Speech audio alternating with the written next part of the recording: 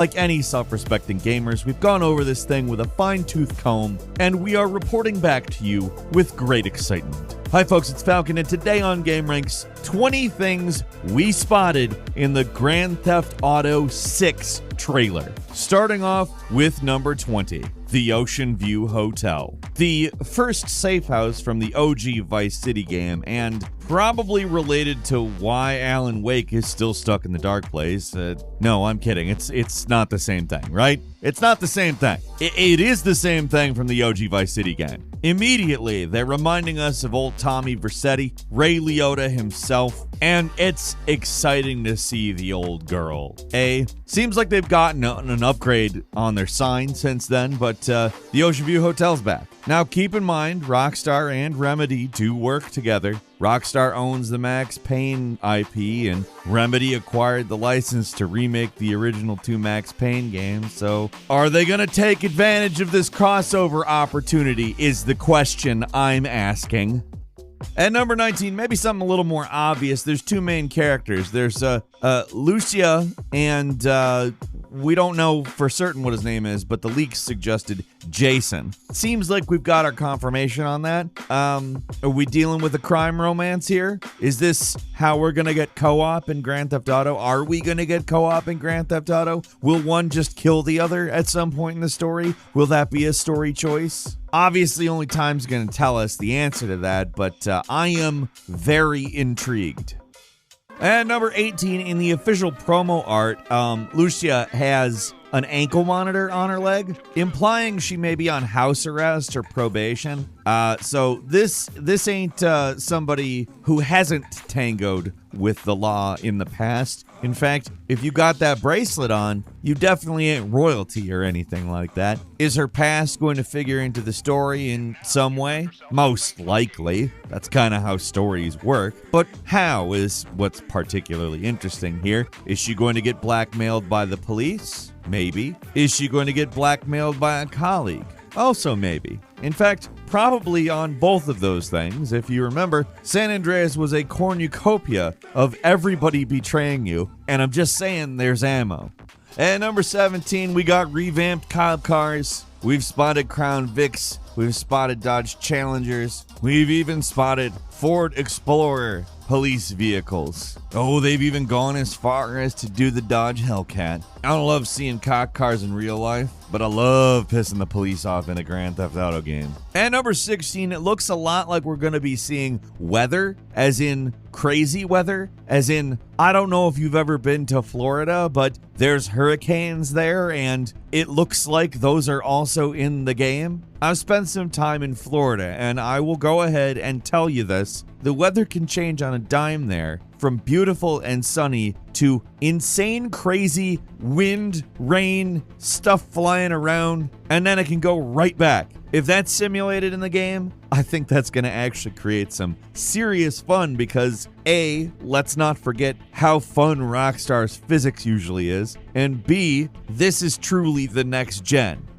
At number 15, there's a Pisswasser beer reference, a classic GTA staple. It's back there in this little store. Looks like they're about to rob it. Will they take the crappy beer? Who knows? At number 14, there are animals. You know how there's animals in Red Dead Redemption 2? Yeah, there's some shots in this trailer that look just like straight out of Red Dead Redemption 2. We got flamingos in nature, and again, as anybody who has spent any time in Florida can tell you, it looks accurate. Exactly how many animals? Who knows? But between the pink birds and that gator in the background, there's at least some crazy Florida crap here. Someone else also spotted a little dog on the beach too, which is fun. Who knows what exactly they'll allow you to do with the animals. Hopefully something, like hopefully they're not just for show, but we'll see.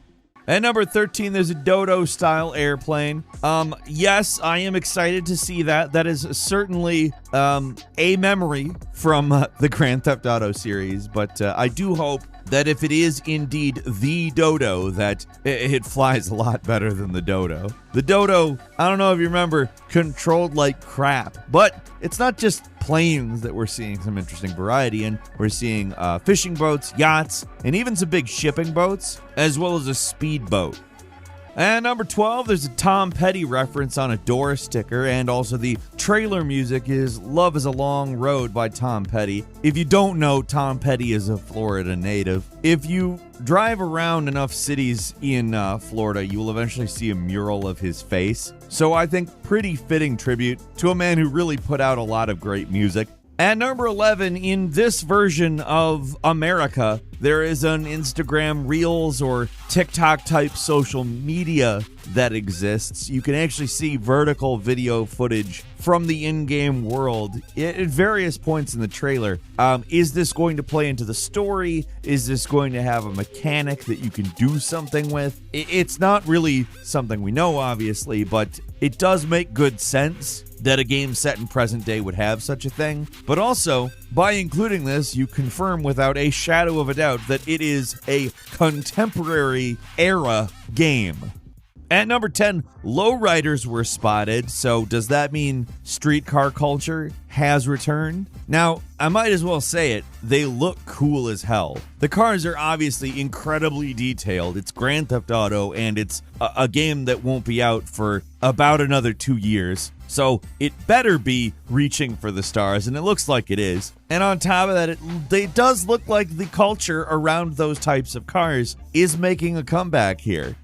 At number 9, speaking of cars and how realistic they look, like these cars are looking real close to the real life cars. I'm obviously not branded, not the real named cars, but like in everything but name. Like we saw a blue Porsche, we saw a white Ferrari, an orange Dodge Challenger. Pretty sure we saw a Chrysler 300 and a Durango, and they all look exactly like their real life counterparts, minus the real life brands, because of course they're not going to use the real life brands, duh. At this point, I don't know if it's because the brands don't want to be in the game. I wouldn't be shocked if they did, but clearly Rockstar doesn't need the money, and or they don't want to pay for use of the brands. I don't know who needs who more here, but clearly I think Rockstar is the one in the driver's seat on this one personally. It just wouldn't feel right if the cars were the real brands. And number 8, this is a real quick one, but we noticed toll booths. Yeah, we're not at all even gonna like give that a mild bit of consideration as we're playing, but it's a nice little detail. It's kind of like the stoplights and all of that. Nobody actually observes those things and their rules, right? Do you stop at the red lights in Grand Theft Auto? I don't think so. Why do it with the toll booths? At number 7, we saw some definite redneck stuff. We saw the Thrillbilly Mud Club with some video footage in the trailer. Interestingly enough, I think the mud and like dirt visuals must share some type of overlap with Red Dead Redemption 2. I don't know if it's technology or just the same people doing the art, but it really does remind us of the RDR2 graphics, which is obviously nothing but a good thing. And number 6 is the old train bridge from real life is in the trailer. This is something that, in my opinion, is pretty exciting from a driving around perspective, because I don't know if you've ever seen the movie True Lies, but that's where they did some pretty big stunts from that movie. They did it on the train bridge, and there's a big old section of it where things fell apart, and it looks awesome, and I can't wait to jump it. I am going to jump it, and I'm excited to see if anybody figures out somehow to actually pull off the helicopter thing. We'll see. At number 5, wow, is the density of stuff crazy. Like, look at these beaches. To say that they are crowded with NPCs is just a massive understatement. This looks like going to a crowded beach on a hot summer day. Everybody was desperate to cool off. And then you see all these cars packed into the streets at night, almost at a standstill, crazy traffic. Is it how everything is all the time? Absolutely not. But at the most heightened times, not just Florida, but a lot of densely packed places, this is what it looks like. And number 4, like we said, this is basically Florida. It's not called Florida, and we've seen license plates that say Leonida now. A nice little clever nod to who discovered Florida, Ponce de Leon. They took the Ida off of the Florida and put Leon in front of it, made Leonida. And if that's not how it's said, well, they can tell me in 2025. I think my rationale's pretty good here. What do you think? hit the comments. Tell me how you think this pretend stand-in for Florida is pronounced. And number 3, there's a bunch of people who have said they think that this is a recreation of a real club in Miami called Club Space, which is apparently a hoppin' techno club. In fact, the most hoppinest in the United States of America. I am not familiar. I'm not gonna lie. I spend a lot of my time perched on top of a rock looking for mice scurrying down. I'm a bird of prey, my friends. I don't know what Club Space is, but I guess lots of people think that's what this is. I hope it is for their sake. It'll make them happy. If not, I mean, it looks cool still. And number 2, we got a press release that says no PC yet. Well, it doesn't actually specifically say we're not making it for the PC right now. Instead, what it says is nothing about the PC. It says that it's coming to the PlayStation 5 and the Xbox Series, but it says nothing about the personal computers of many a people out there with computers. This, as you might expect, people are not particularly happy about because everybody really likes the PC. But I'm not immediately too upset about it. This was how Grand Theft Auto 5 was released, and I think it's better that they develop the game in a closed development space. If you're developing only for 2 platforms, PS5 and Xbox Series, rather than the basically interchangeable set of different circumstances that is the personal computer, I'd rather them do that first and then worry about making a good PC port later, because I am really tired of bad PC ports.